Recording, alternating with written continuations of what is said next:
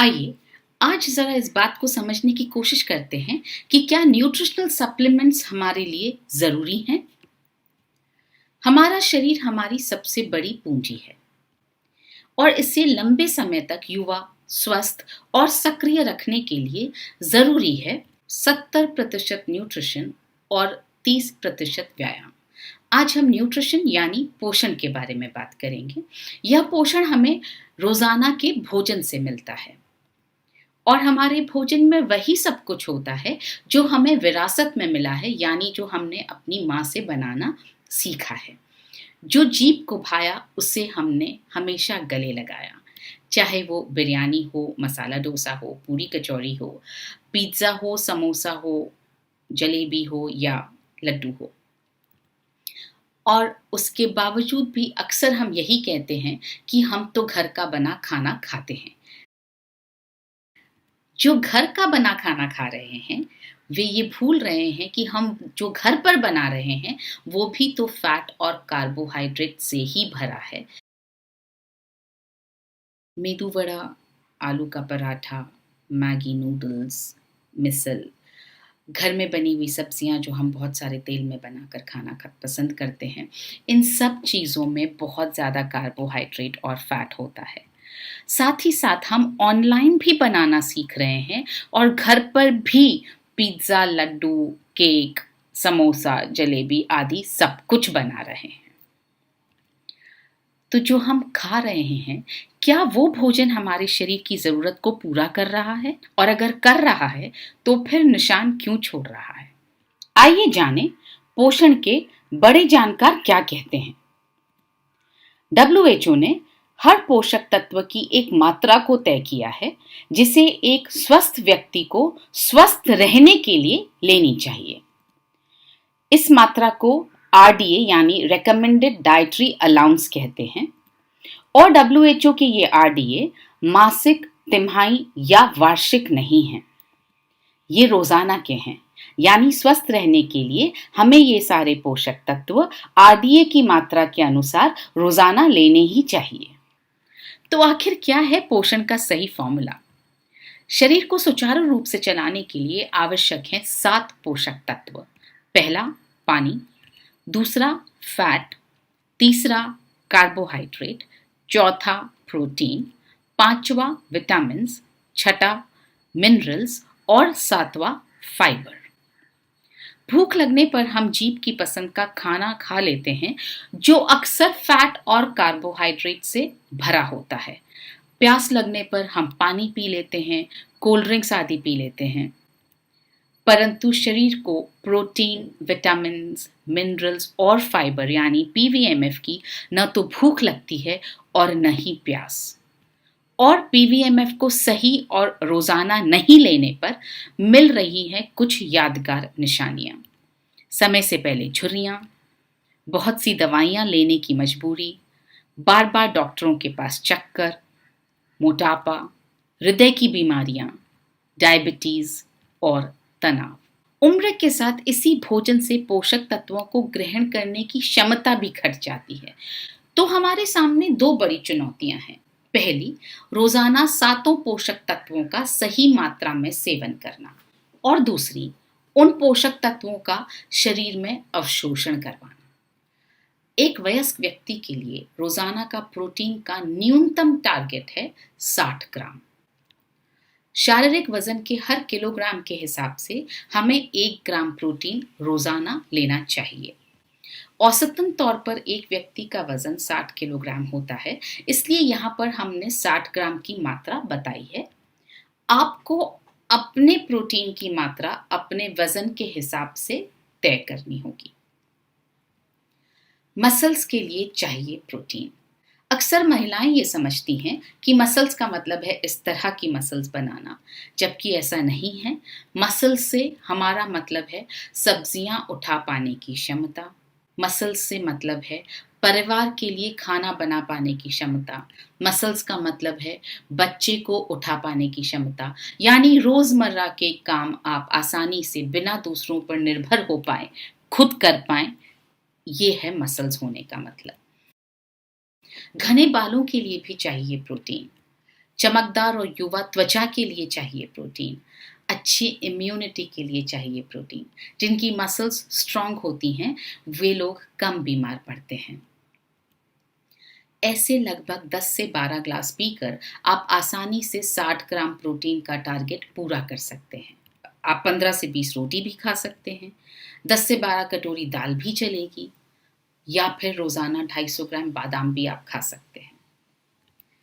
जाहिर है इतना खाना किसी के लिए मुमकिन नहीं है, और अगर आपने इन्हें रोजाना खा भी लिया तो क्या आपका शरीर इसमें से प्रोटीन को अवशोषित कर पाएगा? सोयाबीन प्रोटीन का सबसे अच्छा शाकाहारी स्रोत है।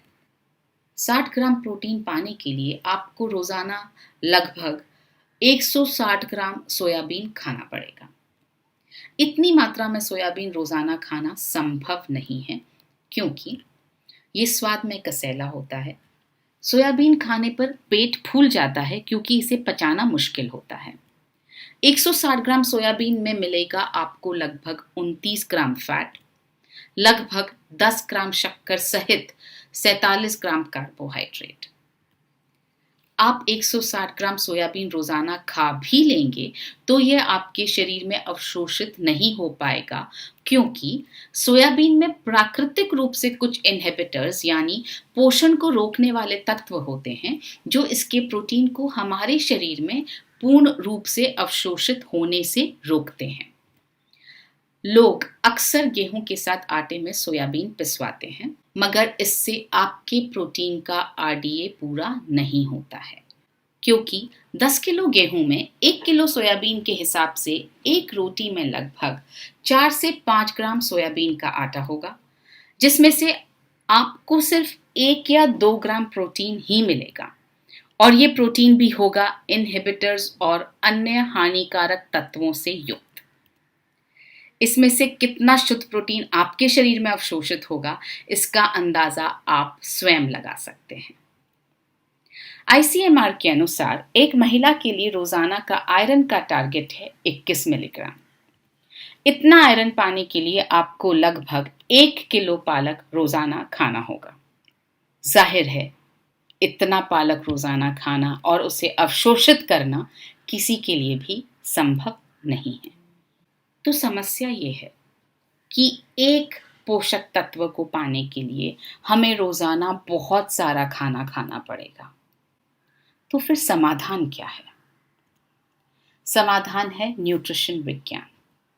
न्यूट्रिशन साइंस की मदद से खाद्य पदार्थों और पौधों में मौजूद पोषक तत्वों और फाइटोकेमिकल्स को उनके गाढ़े और शुद्ध रूप में एक्सट्रैक्ट किया जाता है। ये एक्सट्रैक्ट्स शरीर में बेहतर अवशोषित होते हैं, क्योंकि उनमें कोई भी बाधा पहुंचाने वाले तत्व और अशुद्धि नहीं होती है। न्यूट्रिशन साइंस द्वारा सोयाबीन में से सभी इनहिबिटर्स और दूसरे तत्वों को हटाकर आइसोलेटेड सोया प्रोटीन प्राप्त किया जाता है। ये आइसोलेटेड सोया प्रोटीन हमारे शरीर में काफी अधिक मात्रा में अवशोषित होता है। न्यूट्रीचार्ज कोको प्रोडाइट और न्यूट्रीचार्ज स्ट्रॉबेरी प्रोडाइट के हर सैशे से आपको मिलता है लगभग 15 ग्राम आइसोलेटेड सोया प्रोटीन। आपको रोजाना ऐसा खाना खाना चाहिए जिससे आपको बचा हुआ 45 ग्राम प्रोटीन मिल सके, या आप दिन में 2 बार न्यूट्रीचार्ज प्रोडाइट लेकर 30 ग्राम आइसोलेटेड सोया प्रोटीन प्राप्त कर सकते हैं, और बचा हुआ 30 ग्राम प्रोटीन आप अपने भोजन से प्राप्त कर सकते हैं। न्यूट्रिशन साइंस की मदद से विटामिन्स और मिनरल्स को उनके सबसे ज्यादा बायो अवेलेबल रूप में न्यूट्रिशनल सप्लीमेंट्स में डाला जाता है, ताकि वो हमारे शरीर में अधिकतम मात्रा में अवशोषित हो सकें, यानी एब्जॉर्ब हो सकें।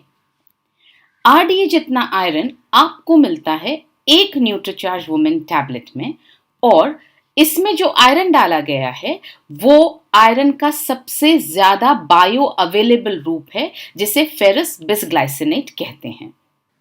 Nutritional supplements protein, vitamins, minerals और फाइबर के साथ साथ और भी कई पोषक तत्व प्रदान करते हैं।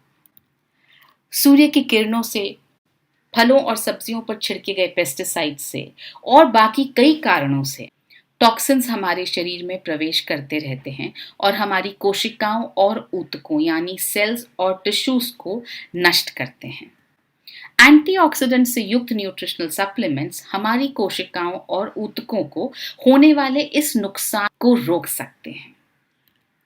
जैसे न्यूट्रीचार्ज व्यू में मौजूद ल्यूटीन और जियाजेंथीन नीली किरणों से आंखों को होने वाले नुकसान को रोकने में मदद कर सकते हैं।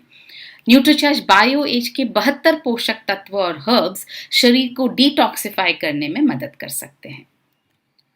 कुछ ऐसे पोषक तत्व होते हैं जो हमारे शरीर की बुनियादी जरूरत है, मगर वे न तो हमारे भोजन से हमें प्राप्त होते हैं और न ही हमारा शरीर उन्हें बना पाता है।